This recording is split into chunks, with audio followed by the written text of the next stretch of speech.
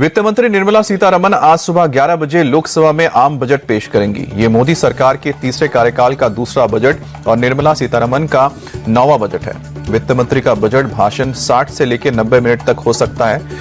इस बार tax payer खासकर salaried class को बड़ी राहत मिलने की उम्मीद है। बुनियादी ढांचे और निर्माण के लिए सरकार बड़ा फंड दे सकती है। कृषि और ग्रामीण विकास के लिए नई योजनाओं का ऐलान हो सकता है। आर्टिफिशियल इंटेलिजेंस को लेकर स्किल फंड बना सकती है सरकार। हेल्थ केयर और एजुकेशन में सरकारी खर्च बढ़ाने की मांग की जा रही है। महिलाओं के लिए एंटरप्रेन्योरशिप स्कीम या फिर सिल्वर लोन जैसी नई घोषणाएं की जा सकती हैं। डिफेंस सेक्टर के बजट में इस बार 10 से 15% बढ़ोतरी की उम्मीद की जा रही है। ऑपरेशन सिंदूर के बाद देश में युद्ध और रक्षा रणनीति की अहमियत और प्राथमिकता इस बार बढ़ी है। इस बार हथियार खरीद के लिए 2.5 लाख करोड़ रुपए मिल सकते हैं। रक्षा मंत्रालय ने 20% ज्यादा बजट की मांग की है। खासकर बजट में डिफेंस मोनेटाइजेशन और R&D पर बड़ा फोकस हो सकता है। UAV, ड्रोन और एंटी ड्रोन सिस्टम पर ज्यादा खर्च किया जा सकता है।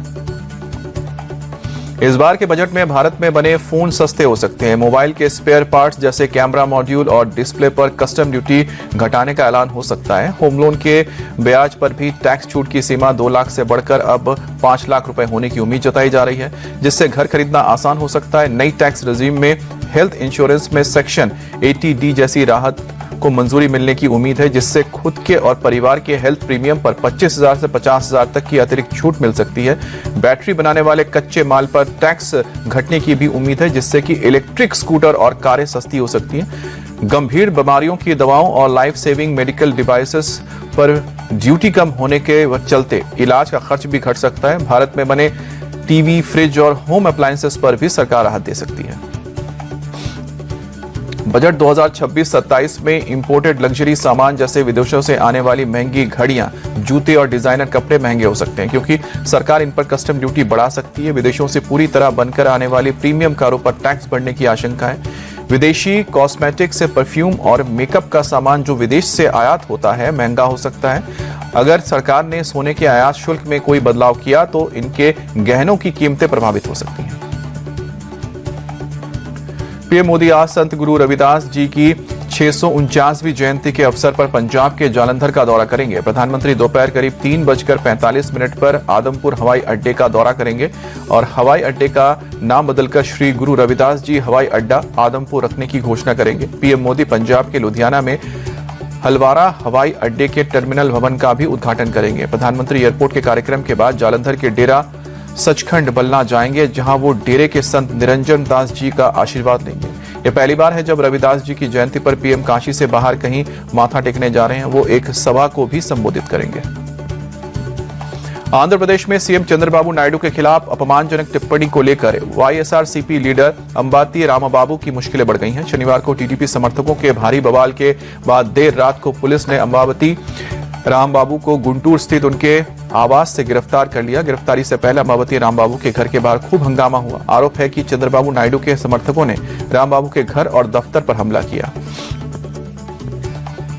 महाराष्ट्र की डिप्टी सीएम की शपथ लेने के बाद सुनेत्रा पवार को मंत्रालय अलॉट हो गया है। उन्हें एक्साइज, खेल मंत्रालय और अल्पसंख्यक विभाग की जिम्मेदारी दे दी गई है।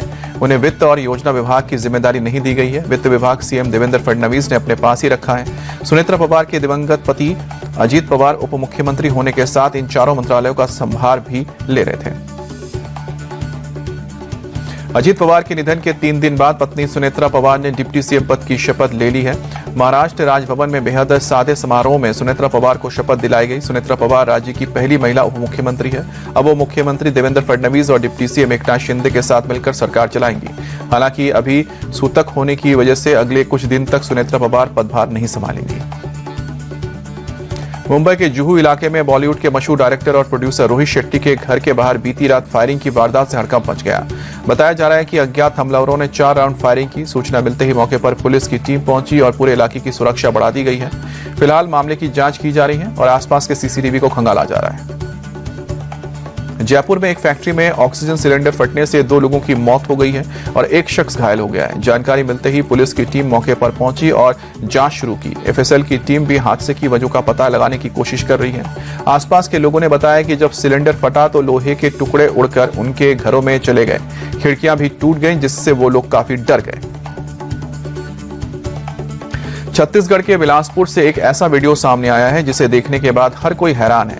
यहाँ एक गोकुल धाम के इलाके में अचानक एक मकान की अंडरग्राउंड बोरिंग फट गई और हाई प्रेशर के साथ पानी फर्श को तोड़ते हुए बाहर निकलने लगा।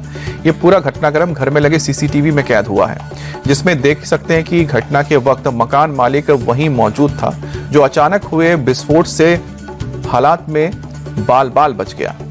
बताया जा रहा है कि पास के एक प्लॉट में नई बोरिंग का काम चल रहा था, जिसकी वजह से जमीन के अंदर दबाव असंतुलित हो गया और पुरानी पाइपलाइन फट गई।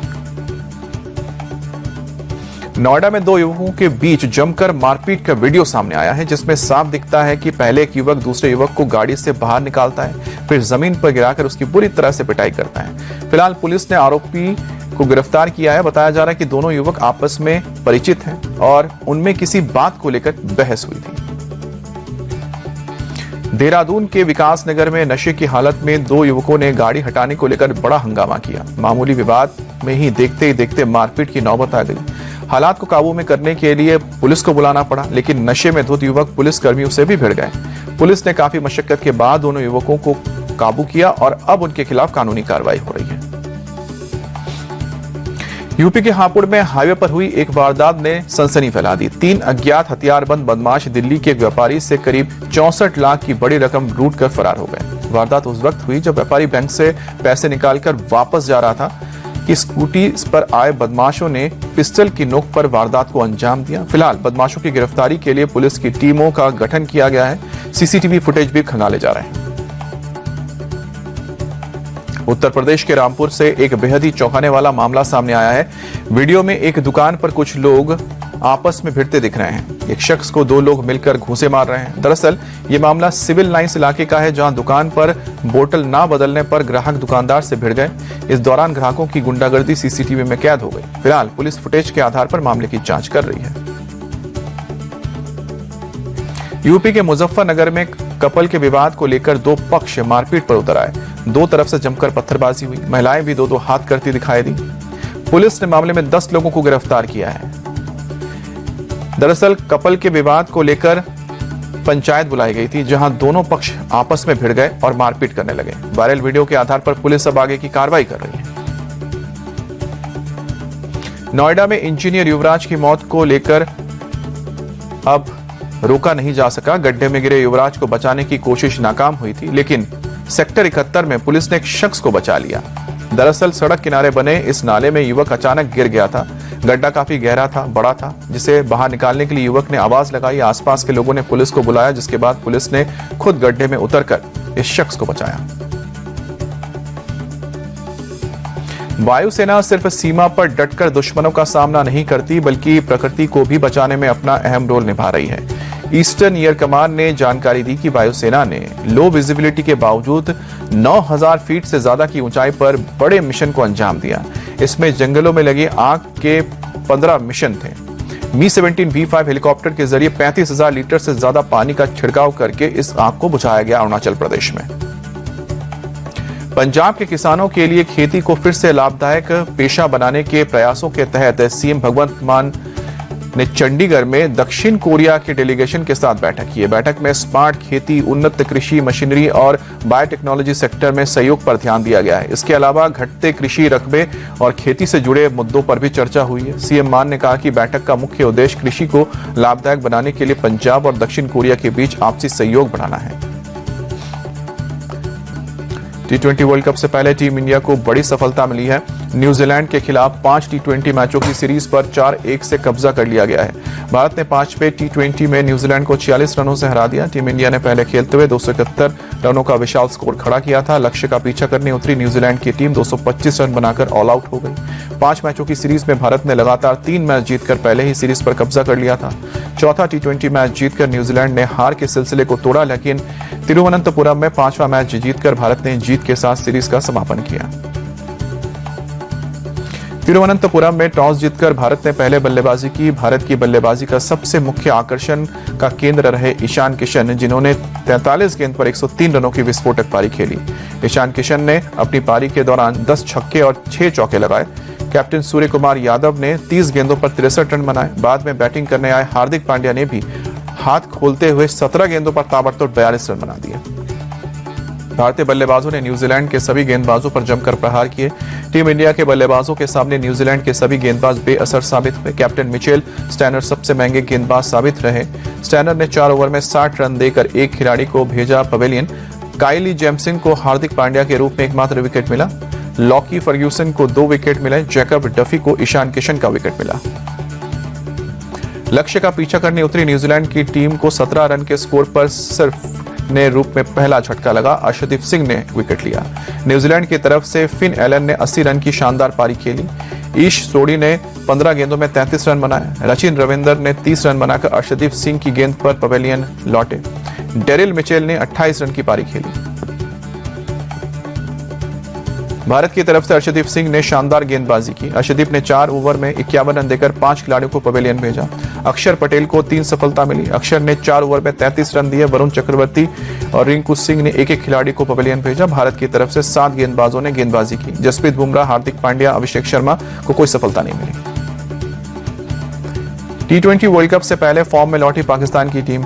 पाकिस्तान ने लगातार दूसरे T20 मैच में ऑस्ट्रेलिया को हराकर 3 मैचों की सीरीज पर कब्जा कर लिया। दूसरे T20 में पाकिस्तान ने पहले खेलते हुए 199 रनों का लक्ष्य दिया था। ऑस्ट्रेलिया की टीम 16वें ओवर में 108 रन बनाकर ऑल आउट हो गई। पाकिस्तान के कैप्टन सलमान आगा को मिला प्लेयर ऑफ द मैच का अवार्ड और सलमान आगा ने 40 गेंदों में 76 रनों की पारी खेली। ऑस्ट्रेलियन ओपन महिला फाइनल में कजाकिस्तान की टेनिस स्टार एलिना राबाकिना बनी चैंपियन। राबाकिना ने आरियाना सबलेंका को 6-4, 4-6, 6-4 से हराया। ऑस्ट्रेलिया ओपन जीतने वाली राबाकिना कजाकिस्तान की पहली महिला खिलाड़ी बनी है। 3 साल पहले ऑस्ट्रेलियन ओपन के फाइनल में राबाकिना को सबलेंका ने ही हराया था और सबलेंका से हार का राबाकिना ने बदला भी लिया।